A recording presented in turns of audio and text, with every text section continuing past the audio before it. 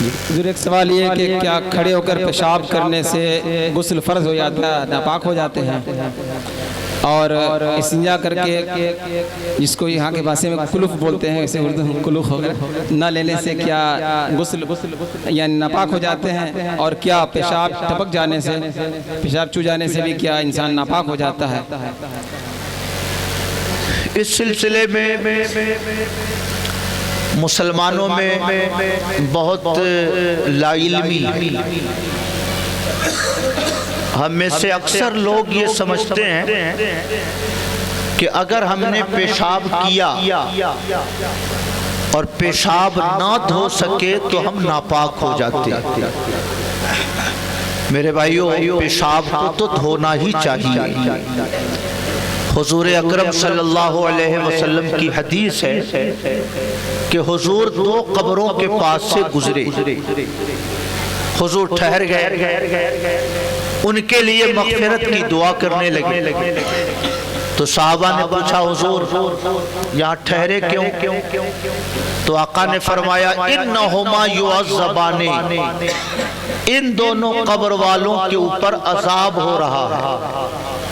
وما یعذبان فی کبیر، لیکن کسی بڑے گناہ کی وجہ سے عذاب نہیں ہو رہا۔ ایک قبر والا وہ ہے جو چغل خوری کرتا تھا، اور دوسری قبر میں وہ ہے جو پیشاب سے نہیں بچتا تھا۔ سمجھ رہے ہیں؟ دوسری قبر میں وہ ہے جو پیشاب سے نہیں بچتا تھا۔ اس لیے علماء فرماتے ہیں کہ پیشاب سے نہ بچنا یہ قبر میں عذاب کا سبب ہوتا ہے۔ اس لیے استنجا کرنا ہمارے یہاں سنت ہے۔ استنجا کریں، پانی میسر ہو تو پانی سے، پانی نہ ہو تو ڈھیلے سے، ڈھیلا نہ ہو سڑے گلے پتوں سے، پھٹے پرانے کپڑوں سے جس کی انسانوں کو ضرورت نہیں ہے۔ اچھے کاغذ سے، اچھے کپڑوں سے استنجا نہیں کرنا چاہیے۔ پھٹے پرانے کپڑے جو اب انسانوں کے استعمال کے لائق نہیں رہے، کسی بھی چیز سے آپ پیشاب پوچھ لیں تاکہ عذاب قبر سے محفوظ رہیں۔ تو پیشاب تو دھونا ہی چاہیے، یہ میرے پیغمبر کی سنت ہے۔ مگر دوسری طرف میں یہ بتا دینا بھی مناسب سمجھتا ہوں کہ اگر کوئی شخص پیشاب کر کے پیشاب نہ دھوئے تو اس کی وجہ سے غسل فرض نہیں ہوتا، اس کی وجہ سے آدمی کے اوپر غسل فرض نہیں ہوتا۔ یہ ہم لوگوں کو ایک دھوکہ ہے۔ چند سال پہلے کشمیر سے ایک فون آیا، ایک مولانا صاحب دودھی کے آس پاس کے رہنے والے، کہا حضور ابھی میں موری سے اترا ہوں، جموں توی موری سے، اور جمعہ کا دن ہے، ٹھنڈک کتنی زیادہ ہے، یہاں پر مائنس میں سردی ہے کہ اگر میں غسل کروں گا تو حالت خراب ہو جائے گی، اور امام میں ہی ہوں، مجھے کو جمعہ پڑھانا ہے اور میں نہانے کی حالت میں ہوں نہیں، ٹمپریچر جو ہے مائنس ڈگری میں چل رہا، تو کیسے کروں میں، کیسے جمعہ پڑھاؤں؟ تو میں نے کہا کہ آپ کو کس نے بتا دیا کہ اگر آدمی پیشاب کر کے پیشاب نہ دھو سکے، ٹرین میں پانی نہ ہونے کی وجہ سے، تو اس پر غسل کرنا پڑے گا اس کو؟ یہ آپ نے کس کتاب میں دیکھا؟ غسل فرض ہونے کی چند خاص صورتیں، شوہر بیوی کے رشتے ہوں، خواب میں مرد و عورت ناپاک ہو جائیں، چند خاص صورتیں ہیں جس میں غسل فرض ہوتا ہے۔ یہ کسی کتاب میں نہیں لکھا ہے کہ آدمی اگر پیشاب کر کے استنجا نہ کرے تو غسل فرض ہو جاتا ہے۔ تو میں نے ان سے کہا کہ آپ کو لگتا ہے کہ پیشاب کے قطرے میرے کپڑے میں لگے ہوں گے، کپڑا بدل لیجیے، استنجا خانے میں جا کر اپنے جسم کے اعضائے مخفیہ کو دھو لیجئے، صاف ستھرا کپڑا پہن کر وضو کر لیجئے، آپ جا کر جمعہ کی نماز پڑھائیے، اور اس کی ذمہ داری میں لیتا ہوں، آپ کی نماز میں کوئی شبہ نہیں۔ تو وہ چونکے کہ کیا ایسا؟ ہم نے کہا بالکل ایسا۔ پیشاب کر کے استنجا نہ کرنے سے آدمی پر غسل فرض نہیں ہوتا. تو جب پڑھے لکھے لوگ اس مسئلے میں دھوکے میں ہیں تو میں اپنے اسکول کالج کے نوجوانوں سے کیا امید رکھوں؟ میرے بھائیو، اس لیے جان بوجھ کر استنجا کرنے کے بعد بغیر استنجا کے وہاں سے اٹھ کر نہیں آنا چاہیے. کسی بھی ذریعے سے ہو پیشاب کو صاف کر لینا چاہیے. نہ صاف کرنے سے عذاب قبر ہو سکتا ہے. لیکن اگر ایمرجنسی کیس میں بس کھڑی ہے، چلنے والی ہے، اور آپ کو استنجے کی ضرورت پڑ گئی، کہیں بیٹھ کے آپ نے استنجا کیا، نہ ڈھیلا مل سکا نہ پانی مل سکا، آپ اٹھ کے چلے اور گھر آ گئے، تو ایسا نہیں کہ جب تک آپ نہائیں گے نہیں پاک نہیں ہوں گے. آپ کو لگتا ہو کہ انڈر ویئر میں پیشاب کے قطرے ہیں، انڈر ویئر بدل لیجئے.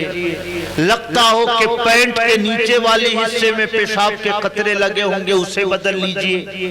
استنجا خانے میں جا کر پیشاب کی جگہوں کو دھو لیجئے، وضو کر لیجئے. آپ شوق سے نمازیں پڑھ سکتے ہیں، نماز کے ہونے میں کہیں سے کوئی شبہ نہیں. سمجھ رہے؟ جیسے عورتیں دیہاتی چھوٹے چھوٹے بچے ہوتے گود میں دودھ پلا رہی ہیں، اگر بچے نے پیشاب کر دیا تو ایک تو عورتیں نماز ہی کم پڑھتی ہیں، اور نماز پڑھنے والی عورتوں کے بدن پہ اگر بچے نے پیشاب کر دیا تو اس بہانے سے دن بھر کی نماز چھوٹ جاتی ہے. اب اگلا دن جب آئے گا غسل کرے گی وہ عورت، تب جا کر نماز پڑھے گی. میرے بھائیو، میں یہ کہتا ہوں کہ اگر آدمی اتنا تک ڈوب جائے گوبر کی ٹنکی میں اور اتنا دھو کر نہا لے تب بھی وہ پاک ہو گیا. پورا غسل کرنا ضروری نہیں. جتنے حصے میں گندگی لگی اتنے حصے کو ہم نے دھو لیا، پاک ہو گیا. تو اگر ہماری بہنوں کے گود میں کسی بچے نے پیشاب کر دیا، کپڑا بدل لیں، استنجا خانے میں جا کر اپنے پیر کے ان حصوں پر پانی بہا کے اس کو دھو لیں، صاف کپڑا پہن کر وضو کر کے وہ نماز پڑھ سکتی. تو اس مسئلے میں ہمارے گھر کی عورتیں بھی غلط فہمی میں رہتی ہیں اور ہمارے نوجوان، ہمارے مرد بھی غلط فہمی میں رہتے ہیں. شیطان چاہتا ہے کہ مسلمان نماز نہ پڑھے کسی بھی بہانے سے. کسی بھی بہانے سے وہ نماز نہ پڑھے. بس ان کا سب سے بڑا ہتھ کنڈا یہی ہے. اس لیے ایسا نہ کریں. کبھی اگر شاذ و نادر ایسا ہو گیا کہ آپ نے استنجا کیا، پانی نہ مل سکا، ڈھیلا نہ مل سکا، آپ اپنے گھر آ کر اگر آپ غسل نہ بھی کریں، کپڑا بدل لیں، استنجے کی جگہوں کو دھو لیں، وضو کر کے آپ نماز پڑھ سکتے ہیں. اس میں شرعاً کوئی حرج کی بات نہیں. جی، کھڑے ہو کر پیشاب کرنے سے، کھڑے ہو کر پیشاب کرنا یہ سنت کے خلاف. میرے پیغمبر کا طریقہ ہے کہ وہ بیٹھ کر استنجا کرتے. کھڑے ہو کر استنجا کرنا یہ سنت کے خلاف. لیکن کھڑے ہو کر استنجا کرنے سے آدمی پر غسل فرض نہیں ہوتا. اگر پیشاب کی چھینٹ پڑی ہے پیر پہ تو پیر دھونا پڑے، پیشاب کی چھینٹ پڑی ہے پینٹ پہ تو پینٹ دھونا پڑے، مگر آدمی کے اوپر غسل فرض نہیں ہوتا. کھڑے ہو کر جس نے استنجا کیا اس نے سنت کے خلاف کیا. پیشاب کے قطرے کپڑے پہ پڑے، کپڑا دھونا پڑے گا. پیر پہ چھینٹ پڑی، پیر دھونا پڑے گا، مگر اس کی وجہ سے غسل فرض نہیں ہوتا. میرے بھائیو، آپ میں سے کوئی یہ نہ کہے کہ مولانا صاحب تو بغیر استنجا کیے ہوئے اٹھ کر آنے کا پرمیشن دے کے چلے. یہ مت کہیے گا. نہیں، میں نے آپ کو ایمرجنسی کیس کا حل بتایا. طریقہ وہی ہے کہ جب بھی پیشاب کریے تو ایمان والے کی شان ہے کہ وہ استنجا کرتا ہے. نہ جانے کب موت آ جائے، نہ جانے کب کوئی ظالم آپ کو نشانہ بنا لے، نہ جانے کون سی بھیڑ کب آپ کو موت کے گھاٹ اتار دے. اس لیے پاک رہیے اینی ٹائم، تاکہ اگر موت آئے تو رحمت کے فرشتے آپ کے قریب آ سکیں.